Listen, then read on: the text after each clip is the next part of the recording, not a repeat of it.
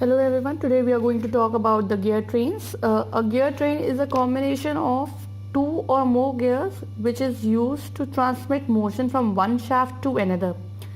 Actually, belt was used for such transmission, but belts are used where the transmission is between two shafts which are large distance apart, whereas gear trains are used at a place where a small distance is between the two shafts. Like the most common example of gear train is in watch.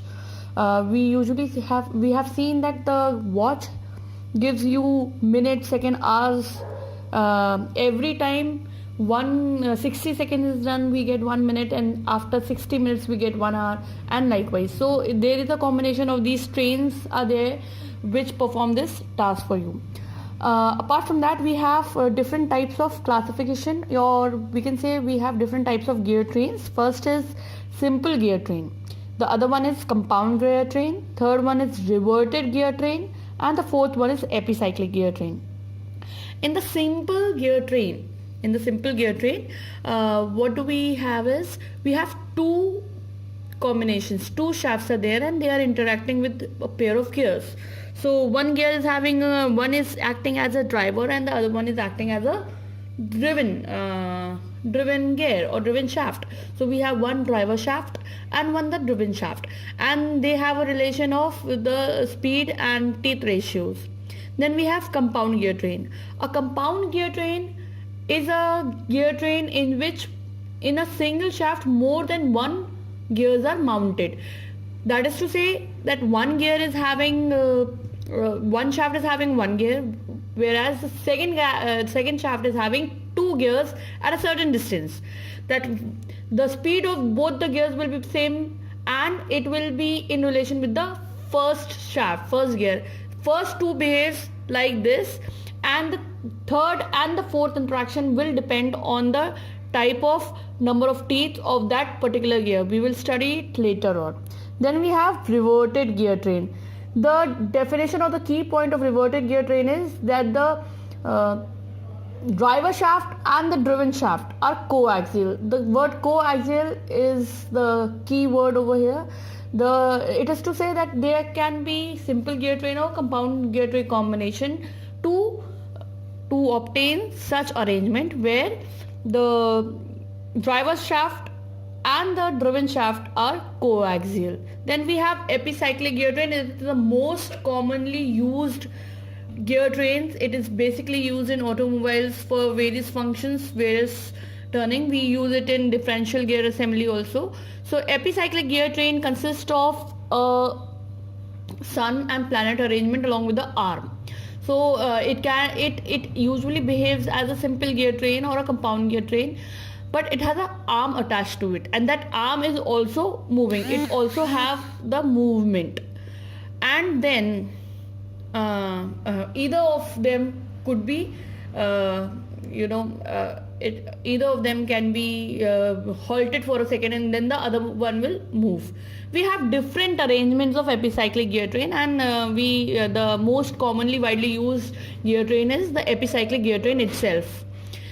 Now let us talk about the simple gear train. Over here I have shown two simple gear trains. First one is having two gears while the other is having three gears. We can have n number of gear trains and they are arranged in such a manner only.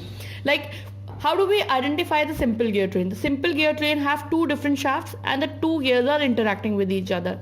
There is no other gear mounted on this shaft or this shaft. So this is a sort of a simple gear train. The functioning of simple gear train is like one is driver. Let us assume this bigger one as a driver, and then we have a driven. The driver gear is a gear which has the input torque provided, and whereas the driven gear is a gear which will interact with the driver gear to obtain certain power, right? So the calculation or the entire thing is done on the basis of driver and driven gear. We have a speed ratio over here. Speed ratio is given by speed of the driver upon speed of the driven gear. The relation is in terms of number of teeth. We know that the speed is proportional to T. we have seen that the speed we have mt by 2 is equal to r. That was the relation of the radius and the teeth.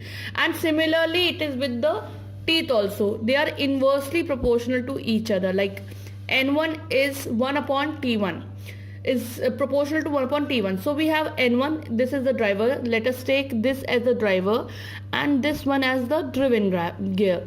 So driver upon driven gives you number of teeth of driven upon number of teeth of driver. That's why it is called simple, because it has a simple relations. Then we have a simple gear train having 3 gears. One is driver and the last one is driven, and the middle one is intermediate gear or the idler. Usually idler is provided to obtain a specific direction of the driven gear. Like we know that the 2 gears will have opposite direction. Like if this is moving in a clockwise direction, then the other one will move in an anti-clockwise direction. This is the relation of the speed direction. So similarly, when we want different sort of direction, we provide number of idlers. It can be 1 or 2. We have a relation of this as we have 3 gears. One is the driver gear, this is the idler, and this is the driven gear. And the formula is same. Like this one is n1, this is n2, and this is n3. Correct? So we have n1 upon n2 is equal to t2 upon t1. This is same as that of the previous one. We are considering this, and this behaves as a simple gear train that we have seen. This is the first combination, and then we have the second combination as this, n2 and n3. We will write the equation for n2 and n3 similarly. Like for this combination, n2 will be the driver gear and n3 will be the driven gear. Therefore n2 upon n3 is equal to same relation, t3 upon t2, right? And if we want the relation between n1 and n3, what we are going to do is we are going to multiply this. We will multiply this and we will multiply this, equation 1 and equation 2. So we will get n1 upon n2 into n2 upon n3 is equal to, here we will get t2 upon t1 into t3 upon t2. We have t2 is neglected. Therefore the driver and driven relationship, the speed ratio, the gear ratio is what we will get, the t3 upon t1. That will be same as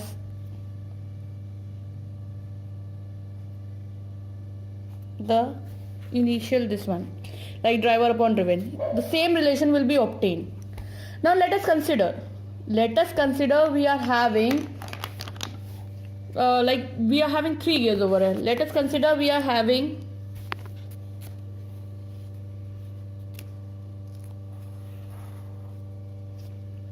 one gear, 2 gear, 3 gear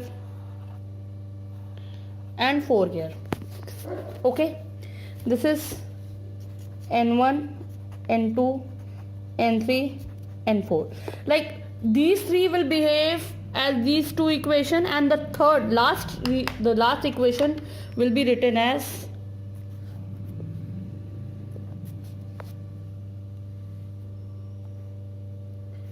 n3 upon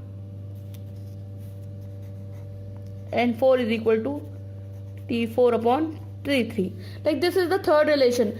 First 2 relation will be this n1, like these 3 are similar as this, okay, and n4 we have written this, n3 and 4 reaction we have written as n3 upon n4 is equal to t4 upon t3. Now in this particular equation we are going to multiply this n3 by n4. So the equation will come out as n1 upon n2 into n2 upon n3 into n3 upon n4. What we will get? See, n2 is cut, n3 is cut, we will get n1 upon n4. n1 upon N force. That is the same as that of speed of driver upon driven. This is driver and this is driven, right? And number of teeth, here we have got the equation will be equal to N1 N2 gives you T2 into T1 into, then we have T3 T2, and then we have T4 T3, right? So T3 cut, T2 cut, we will get T4 by T1. So this proves that whether it is 2 gears, 3 gears or 4 gears, we will eventually get this as a result. Speed of driver upon speed of driven is equal to number of teeth of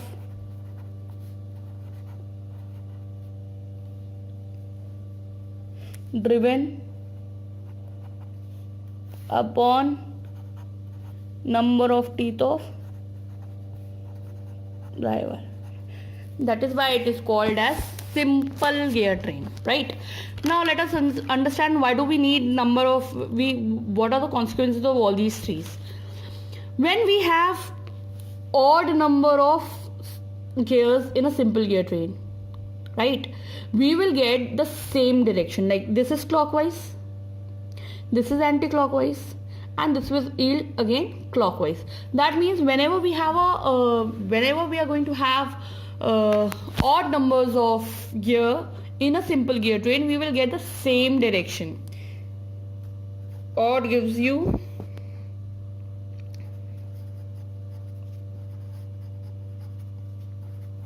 same direction. Odd gives you same direction. And let us talk about this. We have this clockwise, this anti-clockwise, this again clockwise, this again anti-clockwise. So that means whenever even gear gives the direction as opposite direction. This is the key rule. That is the reason why do we use odd or even gears. It is up to our choice. If we want to have the same direction, we will get the odd number of gears. And for the desired result, we can manipulate the number of teeth, right? And for the opposite direction, we will give even number of gears. This is simple gear train, simple analysis.